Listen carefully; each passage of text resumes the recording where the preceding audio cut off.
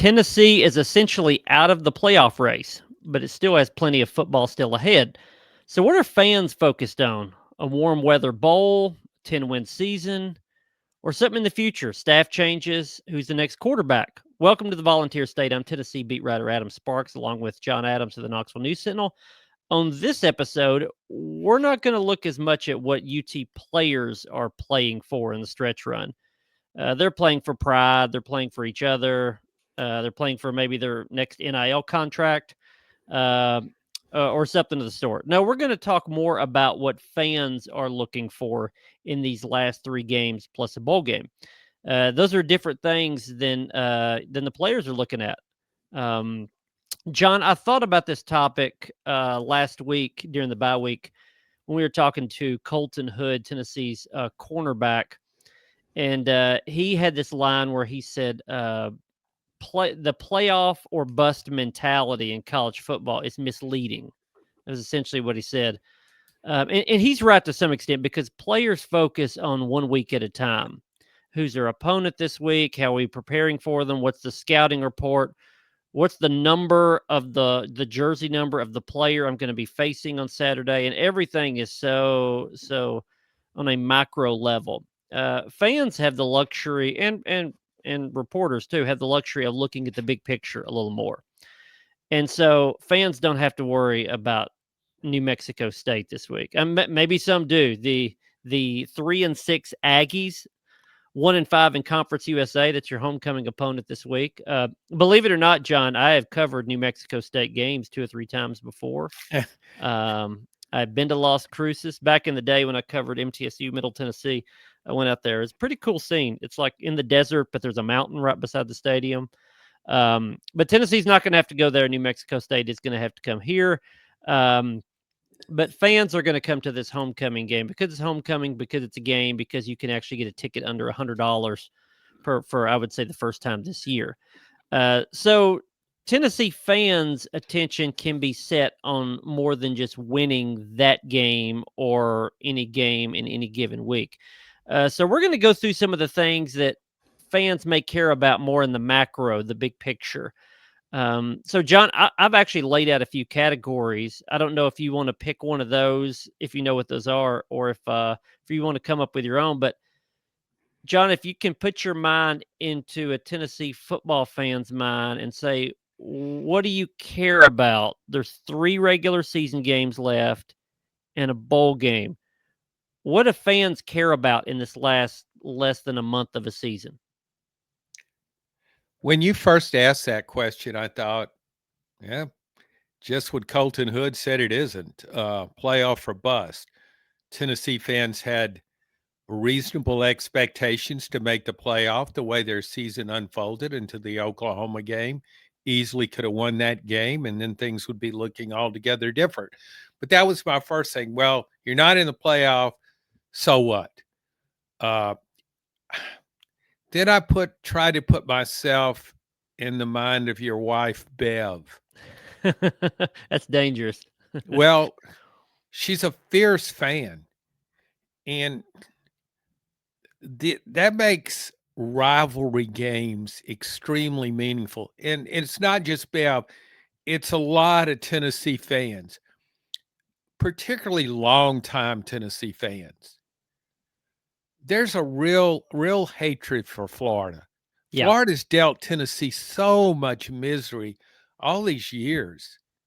Gosh, ruined so many seasons in a way, and contended and usually beat Tennessee when both programs were in their heyday in the 1990s. So I think the idea of going down to Florida, regardless of the state of Florida's program, the idea to beat Florida and the possibility that you could beat it pretty significantly based on how Florida looked against Kentucky. The Gators look like you talk about what's to play for, the Gators look like nothing to play for, and we don't care. I think they forgot that they're now getting paid under NIL rules because they didn't earn their paychecks against Kentucky. So I think that's a game. And then it's the oddest of twists where Vanderbilt could be in the running for a playoff spot. and Tennessee not in the last game of the year at Neyland. And this is where fans for Tennessee would hate and Bev would hate. Think how Bev would react to Vanderbilt players, Vanderbilt celebrating a playoff berth in Neyland Stadium. So to me, I think my first impulse, oh, they're thinking about next year, how to rebuild program, all that stuff. And then I thought about those two games and those two teams. I thought about Bev. So I go, yeah, this means a lot. Yeah, and the funny thing is those two games are in sort of almost opposite categories. Because the Florida game, Tennessee is the dominant team of those two at this point in time. But you're trying to end a losing streak, at least in the swamp. Tennessee has not won in the swamp since 2003. Um, if Tennessee were to win that game, yeah, I think it would soften the blow of not making the playoff, not completely, but somewhat. I think back to early 2022 season when Tennessee beat Florida for the first time. That would have been since 2016. Now, granted, that was in Neyland, but it was a losing skid to Florida. And I remember fans sort of saying, like, hey, if Tennessee doesn't do anything else this year, they finally beat Florida. Now, of course, they went on to also beat Alabama. And at that point, Tennessee fans say, well, if nothing else happens this year, you beat Florida and you beat Alabama. And those two monkeys are off your back, right?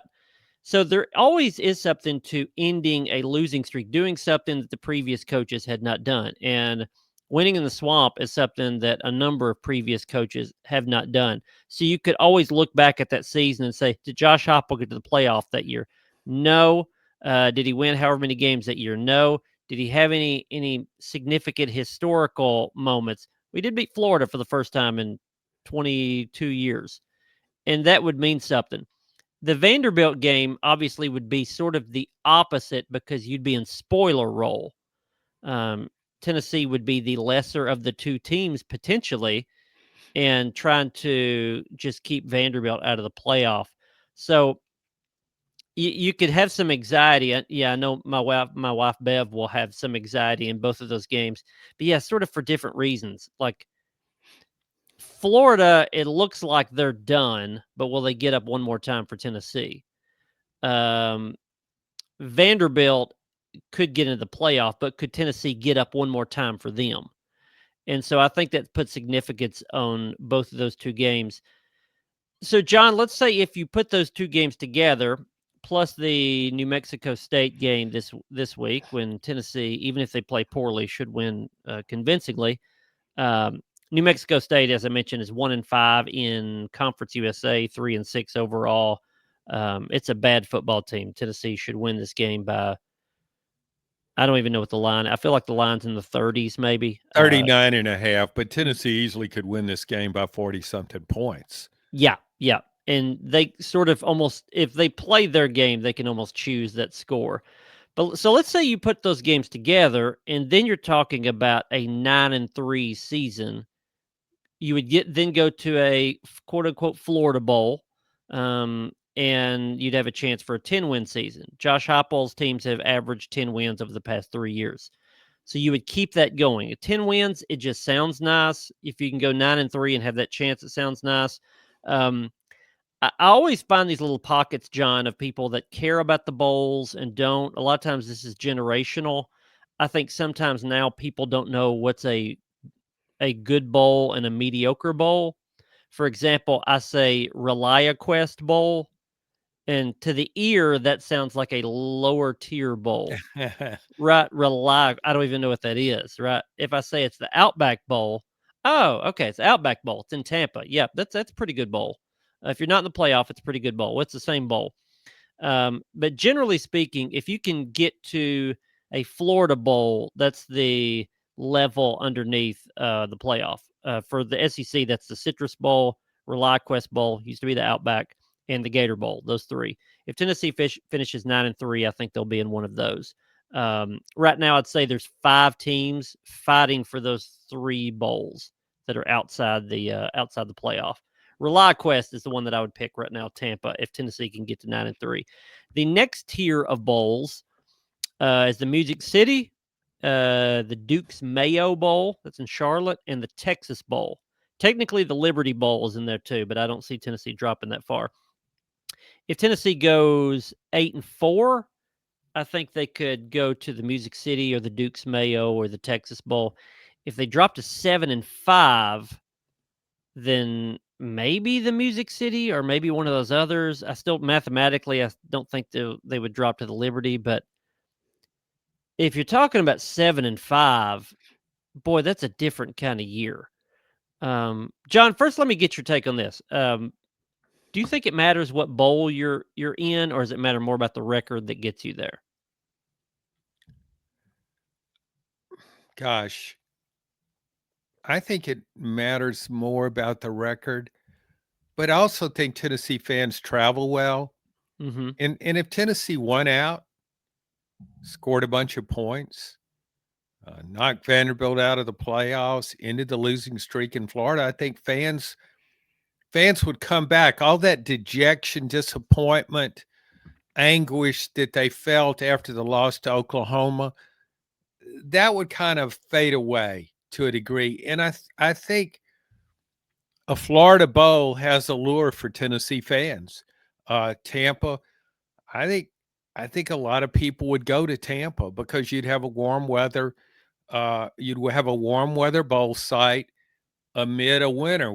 It's pretty cold here today in November, so if this continues, first day in January, Tennessee fans would have endured some cold weather by then, so they would perhaps welcome the break. So I think there would, and I also think the opponent would have something to do with it. If you were playing a name opponent, and I have no idea how that could play out at this point.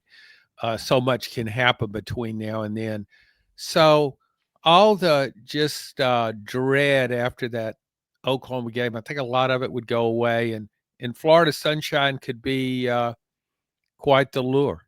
Yeah, I think at different points in the season, you can convince yourself that you have a disappointing season. Other times, you can convince yourself that you're having a good enough season, and you feel like you feel good about it. Wasn't the best, but it was good. And I think if Tennessee were 9-3, a lot of the disappointment that has settled in since the Oklahoma game, I think you're right, would dissipate to some extent because some teams that are ahead of Tennessee are gonna fall back.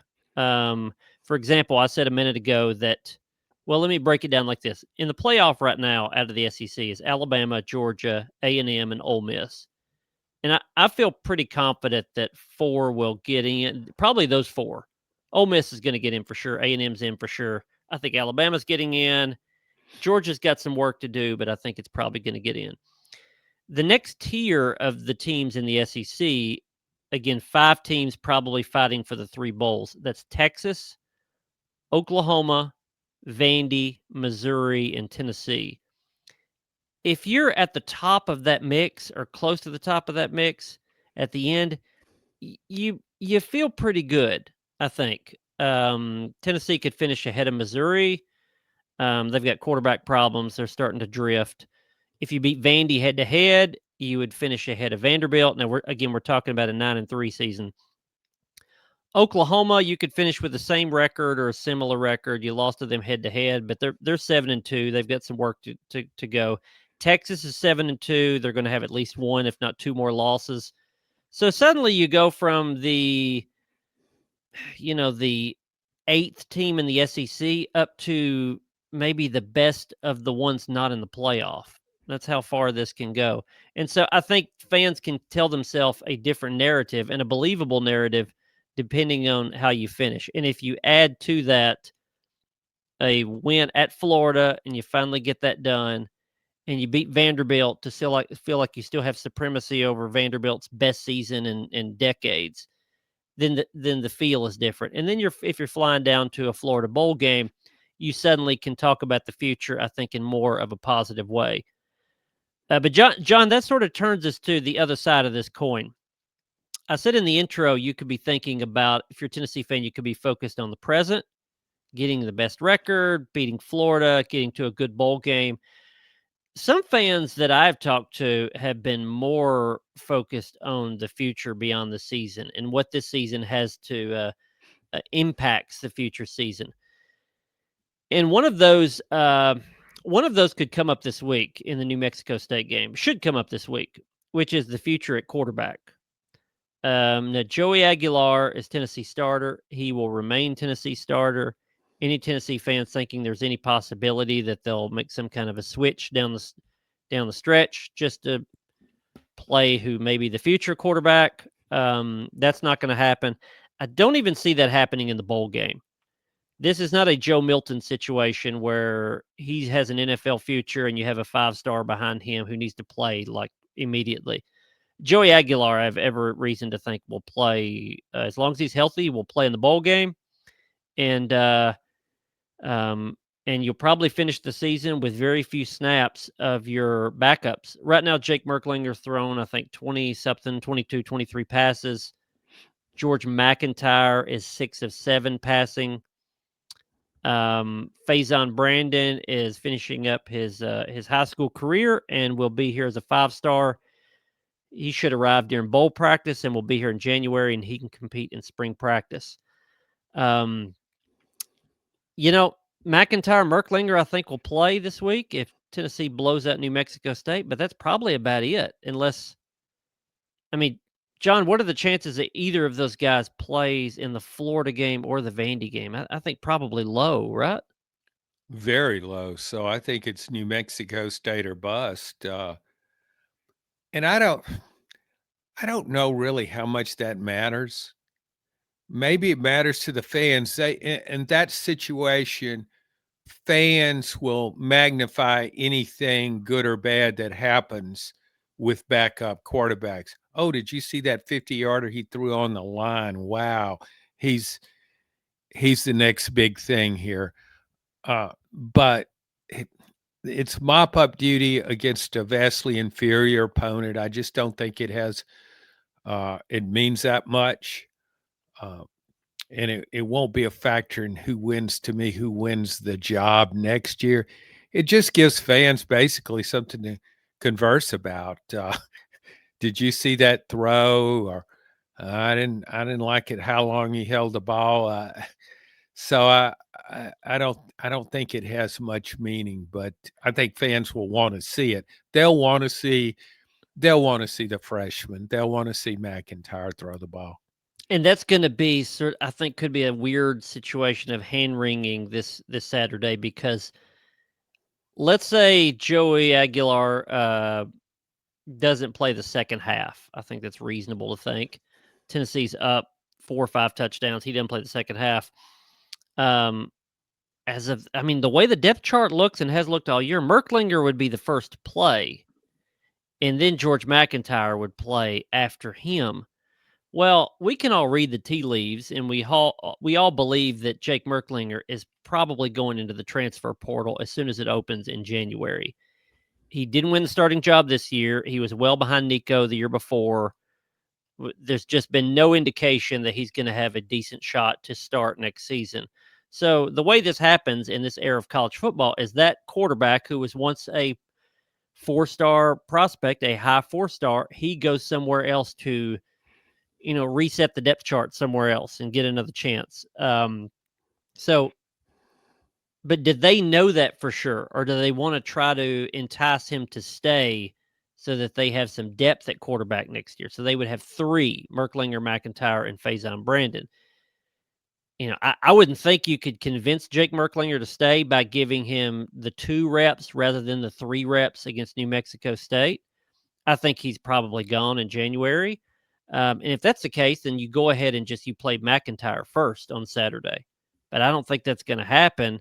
And if that doesn't happen, that means McIntyre is throwing 3 or 4 passes in the fourth quarter, and you don't see much from him anyway. As you said, it probably doesn't matter anyway. We did ask Josh Heupel this week in his weekly press conference, like, what type of look have you gotten of those 2 guys, Merklinger and McIntyre, since they have barely played? And he said, in practice, we put these guys through it, game simulations. They get a lot of work against the twos, the second string. There's only so much you can simulate, I think, in a practice. And the risk that Tennessee faces when they get to January in the transfer portal, again, this is where a lot of, I think, fans' focus is have you seen enough of probably George McIntyre in practice to say that you feel good about him as the starter next season? Or do you go into January and say you've got to go get a transfer who has a pretty good chance to start? That's the decision they're facing. I mean, really, almost the second their bowl game is over, they're going to have to decide before that. Um, but I mean, we'll go over it as we get closer to the postseason. But those bowls are on the 30th, the 31st. A couple of them are on January 2nd, the day that the portal opens. Um, and John, I know your feelings on this. At least I think these are still your feelings. You think they should go get an established starting quarterback in the portal from another team and just go with that guy, correct? Yes, very much so, particularly with next year's schedule, which will be more challenging than this one in the SEC and in non-conference with Georgia Tech. So, John, put your head coach hat on here for a minute. If you do that January 2nd, your bowl's over, you fly back to Knoxville, you sit down with your quarterbacks. Let's say Jake Merklinger says, Coach Adams, I am entering the transfer portal, and I'm going to go elsewhere. And George McIntyre and the newly arrived Faison Brandon also sit down with you. And you know you're going to go get a starting quarterback in the portal. What are you telling those two guys, McIntyre, who wants to start next season, and Faison Brandon, who wants to compete? What are you going to tell them about what you're going to do in the portal? Well, this may sound revolutionary, but I would tell them the truth. Oh, Uh, okay. Which is? which is we're going to get an experienced quarterback. We have a very challenging season coming up. Here's another thing. Worst case scenario. Worst case scenario for Tennessee, it loses to Florida and Vanderbilt. Vanderbilt makes the playoff. You're 7-5. Maybe even lose a bowl game and go 7-6. Oh, If I'm the coach, after 5 years, if I'm 7-5 at Tennessee, I'm probably on the hot seat. That's just a fact of life. So, do I want to trust my career to breaking in a new quarterback when I have the money to go out and getting a proven quarterback? And no matter how talented I think the young guy might be, McIntyre or even Faison Brandon, who's coming in as a true freshman, you don't know how that talent will translate to the college level right away without any experience. And look what's happened with Josh in the time we've been here with Josh Heupel. Hendon Hooker transferred from Virginia Tech, wasn't even Heupel's signee, signed with Jeremy Pruitt, and he had a spectacular season. A guy with starting experience who surpassed anything he ever did at Virginia Tech in this offense.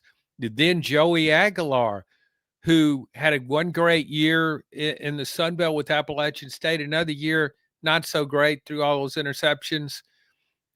And he has a tremendous year. He's going to be he could be Tennessee's all-time single season passing record holder, yardage wise.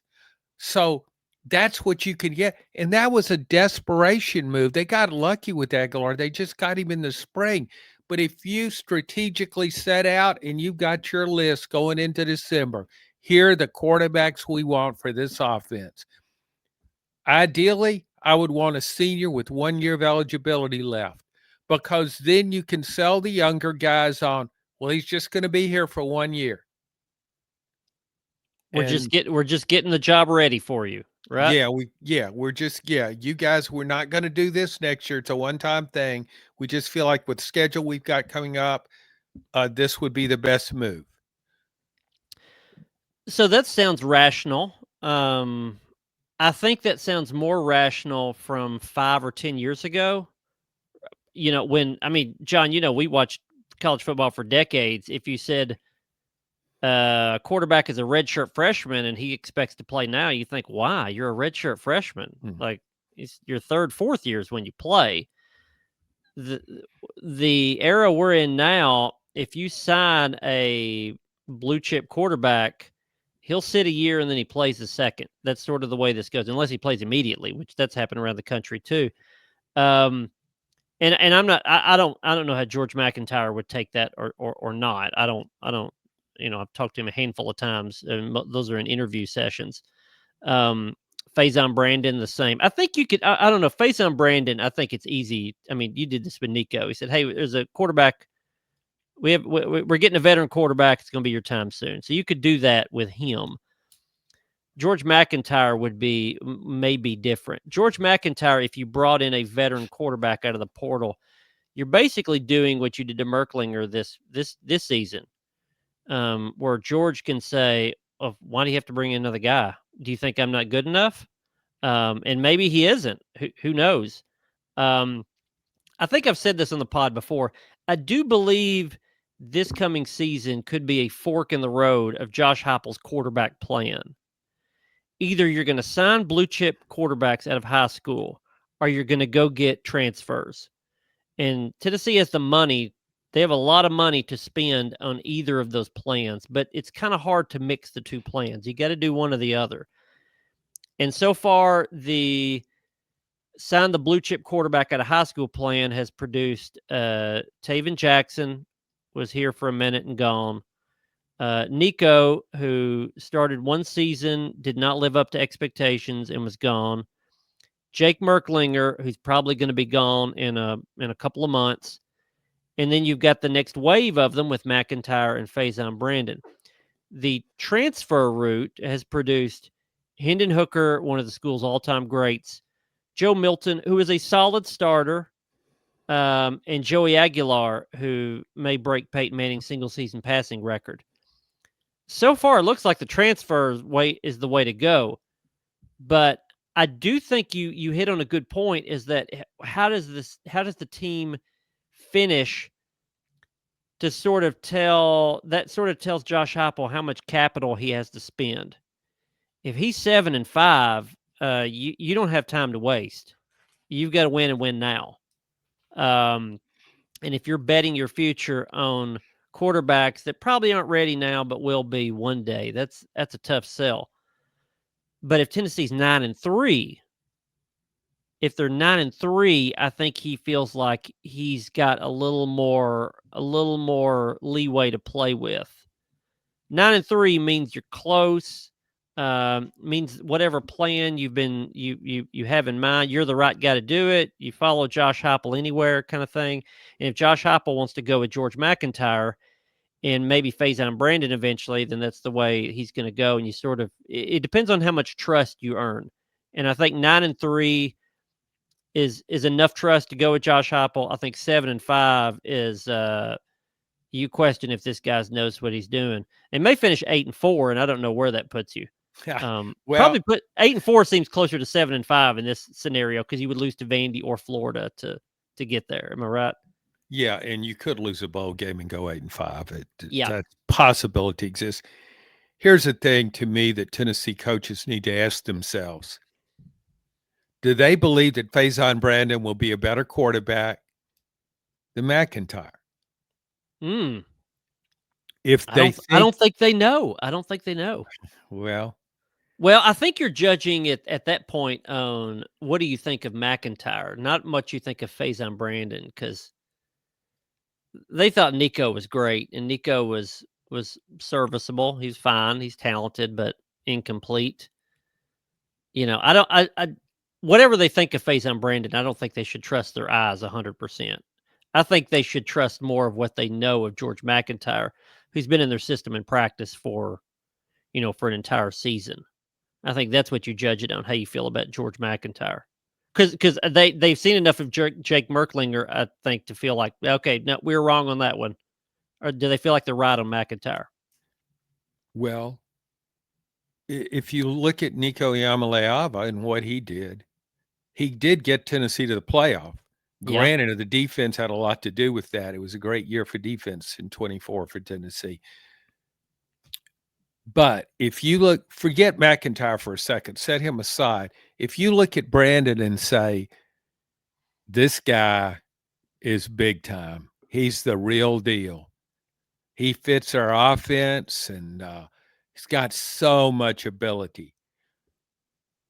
And if you believe that, then to me, it's a no brainer that you go to the transfer. Unless you look at George McIntyre, then let's bring him into the equation. If you look at George McIntyre and say, this guy is it, he's another Peyton Manning. Mm-hmm.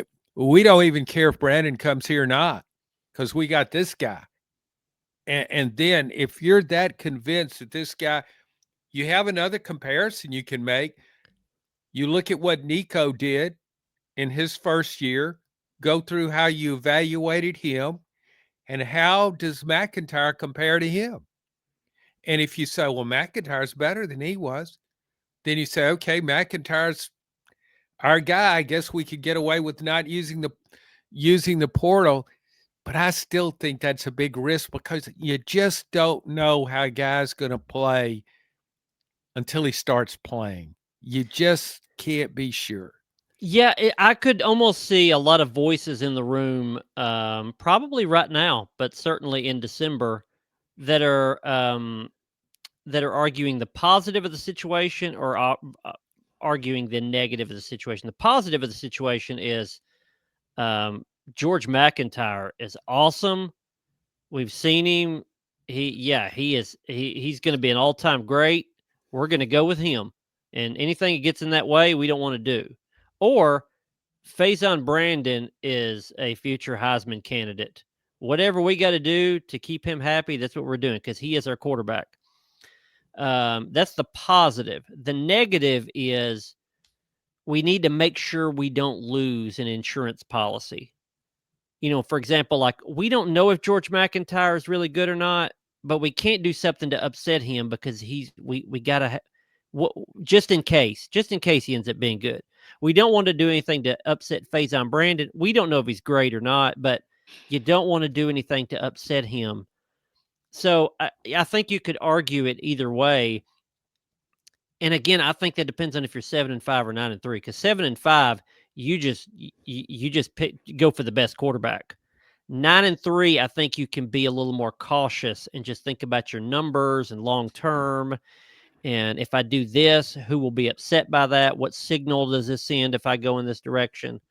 Young quarterbacks get ready and play well now all the time. A lot of it depends on what you have around them. And, I'm thinking through the George McIntyre's your starter. He would have, let's say they don't get hit hard by the portal. Again, there's only one portal. There's only one portal session this year, only one portal open. That's in January. So whatever you go to in spring practice, presumably that's your team this year. That's why this is so urgent to decide this in December. So if they don't have a lot of guys leave, George McIntyre would be the starter with 4 of his starting linemen back. You would lose Lance Hurd to the draft. You could lose Wendell Moy to the draft, but you would get back a pretty solid offensive line one way or another. You'd have your starting center back. You would be pretty solid at tight end. You would have a couple of your running backs back. That's a solid room. You may upgrade there. But more importantly, you would have Mike Matthews and Braylon Staley back. Chris Brazzell would go in the draft. You'd probably go get another receiver in the portal, maybe. So you would have a team around him to put up points and yards. Bigger questions are on defense if you've got enough to support that offense because they certainly didn't this year. It's a tough decision. I'll tell you the other thing, too, about this, John. I know we'll get into this more as we get closer to December. You probably have to go get a portal quarterback either way. Because if Merklinger goes, you only have McIntyre and Brandon. That's 2 quarterbacks. I mean, you got to have 3, I think. So are you going into the portal to get a mediocre option? You know what I mean? That gets a little weird. See that now you're kind of coming over to my way of thinking. how do you get a quarterback that you don't think will start? Why would he come to Tennessee? Some of these guys, they just want to play. Here's another. Let me add another wrinkle here. Damon Williams is a sophomore quarterback at Washington. He's one of the best quarterbacks in the country. He would be ideal in this system. Mhm. Very athletic, fast, elusive runner, really good passer. What if you just said, well, let's see if we can afford him. And I don't know what Washington is NIL wise. I know he went there from uh with his coach at Jed Fish. I know so there's a history there, but what if if he were interested, if you could get him, you could tell these other guys, hey, he'll go pro after 1 year here, and then you'll be the guy. But if you can get one of the best quarterbacks in the country, that to me is what your goal should be. If you So can do that. there was a key word you brought up in there is if you could afford him. Uh-huh. And Tennessee could afford another quarterback. I think that's different, and that makes this a different situation than it would have been pre-NIL, pre-transfer portal, because we don't know how much money these guys are making. We hear behind the scenes some general numbers, but Joey Aguilar's pay will come off the books at the end of the year. Jake Merklinger's pay will come off the books if he goes into the portal. But George McIntyre, I think it's fair to say, is being paid handsomely, especially for a third string quarterback. Faison Brandon he's arguably the number one quarterback in his class. That's a lot of money. So if you're talking about mid six figures and mid to upper six figures, one way or another, I mean, we're talking about well over $1 million for two quarterbacks, and then you would go into the portal, and if you're getting a really good one, you may be spending another $2 or $3 million on a quarterback. You got a number of $1 million tied up into quarterbacks, and only one of them is playing. And you look at the rest of the roster. This is where maybe a GM would step in. Tennessee doesn't have one; they have some guys similar to that. But a GM would step in and say, if this is the NFL, and say, why are all our high why is our fourth highest paid player on the team the third string quarterback? You know what I'm saying, John? I think that is a consideration. You're locking up a lot of money into one position and only one guy's playing. And I know that's a factor. I'm just saying though, for 1 if year, you're saying for you 1 year. can get Damon Williams would have 2 years of eligibility. Okay. If you could get him, I wouldn't care about any of the other stuff. I would just work it out. I And would. and and they could just be in spring practice, and I mean, the person that's listening, that's sort of the coach type, would just say, "Well, just pay all three of them, put them in spring practice, and you're going to end up with a really good quarterback because that's three talented guys, and one guy's going to win, and another guy's going to be the future guy, and the third guy is going to be really disappointed, and who cares which of those three it is." And so maybe that's just the hard line you set. It's going to be really interesting because I don't really know what the right answer is, and I don't know that we're going to know until next season. And I don't know which way Josh Heupel's going to go with it. I'm I'm not certain, but I feel pretty confident he's going to go with George McIntyre and Faison Brandon, and I don't think they're going to go get a stud quarterback in the portal. I just don't think they are. I think they're still leaning into these guys that we handpicked and we paid and we've developed, and we think one of them is going to turn out, and we don't want to push them away by going and get somebody else. But then your numbers are down, and you've got other issues. So it's not an easy one either way. This brings me to, I would say, our last category of what people are focused on, could be focused on. John, we brought up the scenarios of, well, what if they're 9-3 and maybe 10 wins with a bowl? But what if they're 7-5 and they're playing in the Music City Bowl and they're getting beat, and now you're back to 7-6 and you're no better than Josh Heupel was in his first year?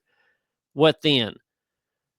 Well, I think those two scenarios would create a different expectations of what the staff should look like next season. Because right after the Oklahoma game, everybody wanted staff changes. Fans were like, fire the defensive coordinator, Tim Banks, fire Joey Halsley, the offensive coordinator, even though Josh Heupel does most of the play calling, fire Willie Martinez, the DB's coach, fire whoever, just fire some people. Fire anybody. So here's the thing. If that's the number one thing that you're interested in as a fan, I do have some hard news for you. If Tennessee goes 9-3, I don't think you're going to get your way. If your number one priority is this staff gets changed enough to impact next season, you should hope Tennessee goes 7-5. And no true UT fan is going to root for a 7-5 seed. They're not going to root for losing to Florida and Vandy. But if your number one priority is that you want Tim Banks fired and you want another assistant fired, and a lot of this whole plan overhauled and reset, you would be rooting for Tennessee to go 7-5. Because if Tennessee goes 9-3, John, we both know Josh Heupel does not want to fire coaches. He's never fired one. He doesn't want change. He wants to stick with his plan and go with it. And if he gets to 9-3 and he's playing in a bowl in Florida, trying to get his 10th win, any part of him that right now could be thinking about making a staff change or two, I think by that point in December, he would say, well, you know what? If Max Gilbert makes that kick against Georgia, we're in the playoff. If David Sanders knows who he's supposed to block there in the Oklahoma game, we beat Oklahoma. So not only are we in the playoff, that we may be in the SEC title game. I mean, it's that close. The plan worked. The plan worked. It's that David Sanders had a freak injury, so he wasn't ready. So he didn't have enough reps. So that block happened, and Georgia essentially had Georgia beat. So yeah, we're 9-3, but golly, we're almost 11-1. So why would we change? It would be dumb to change. You got to stick with it. By the way, Tim Banks is signed up through the 2027 season. He's under contract, $2.1 million a year. So why am I going to change? Why am I going to change anything? This plan is working. It doesn't need to be changed. It just needs to be tweaked slightly. I mean, John, am I on the right course there? I think in 9-3, I think Josh Heupel says we're good. I think if 7-5, he's forced into changes. Is that how you read it? That's fair. Another way to look at it, and I look at college football more and more this way. I'm big on the portal. I'm big on NIL. I think that's the way to go. Texas Tech is the new prototype in my mind for college football. Texas Tech invested in its roster, not its coach. So what I'm looking at too, if I'm going to evaluate my defensive coordinator or whatever, defense coordinator lost his top two cornerbacks. One's an All-American, preseason All-American, all SEC caliber, first-round draft pick probably. A lockdown corner that can cover the opposing team's best receiver. So I look at it like, well, if we'd had those guys, you're dealing in ifs here. Talk about how make the kick, don't miss the block. Well, just keep those guys. How much better is the defense? Tim Banks likes to play man to man. You got those guys man in the corners. Your defense can't help but be better. Just can't help but be. Could you have come closer against Alabama with those guys? I think so. But instead of making a change on the coaching staff, I want to invest. I don't want to pay a defensive coordinator $6 million to leave? Mm-hmm. I don't want to do that. I would rather invest that money in getting better players, get better defensive players, better everything. I would want to invest my money in players. I think that's the way to go now.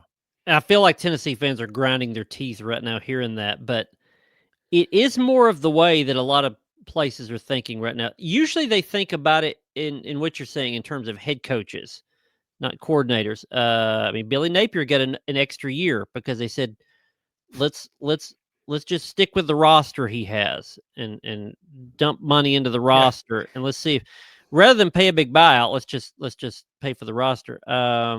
Wisconsin, who's is it Fickle? Is Luke Fickle? Luke Yeah. Fickle, yeah. They essentially came out with a statement. The AD said, we didn't give him enough resources. We're going to give him more resources. We think he's the right coach. He just needs better players, higher paid players. That's a little bit. You're talking about a micro version of that with Tennessee's defense, which is dump some money in there, get some talent. I mean, Tim Banks can walk in there and say, "Hey, when I had the right players, I had a top 5 defense in the country." Um, Josh, how about if I take away Hendon Hooker? How good was that offense? How about if I take away Jalen Hyde? How good is that offense? You took away, or you didn't, but Fate took away Jermod McCoy and Ricky Gibson, and I no longer had James Pierce this year, and I lost, all these older players. So of course it was down. So those are not all legitimate excuses, but they are some. Um, and so, yeah, I think I just wonder if there are forces that could force Josh Heupel's hand if he goes 7-5. I've been asked this week, at what point does Danny White walk into Josh Heupel's office at the end of the year and says, "You're making changes"? At 9-3, that does not happen. At 8-4, I think Danny White maybe would sit down and say, "Don't you think something needs to change here?" At 7-5, I don't know how forceful it would be, but I feel like at 7-5, Danny White would say, "Let's discuss what changes you could make." Maybe not a force's hand, but strongly suggest that something needs to change. And I think to Josh Heupel, if he went 7-5, it would probably be a little more evident that some kind of change is being made because of how the season would finish. But I do think that's where a lot of focus is with a number of fans. Is this season didn't go exactly how I wanted? What can fix it? But if Tennessee goes 9-3, it's not going to look like many things need to be fixed. I think, at least from Josh Heupel's perspective, 7-5, it would be evident to everybody that something needs to change. John, my over under still on coaching changes by force by firing on this bunch is I think the over under is 0.5. And right now I'm still taking the under. I don't. Josh Heupel will fire a coach when he fires one. I won't believe he will until I see it, though. No, I agree. The best way to predict the future is look at the track record, and we know his track record on coaches. So, it's really hard for me to. I can't evaluate how good a position coach is.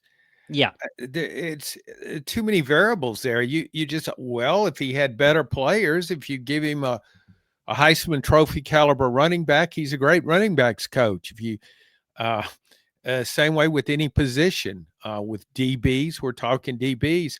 What if Tennessee would have gotten AJ Halsley from that LSU got in the transfer portal? He's a knockout safety, and he'll be a high draft pick, all SEC caliber safety. If you'd have got a player like that, that to me is the key for Tennessee. It's not about changes on the staff. It's about going heavy in the portal and looking at your roster.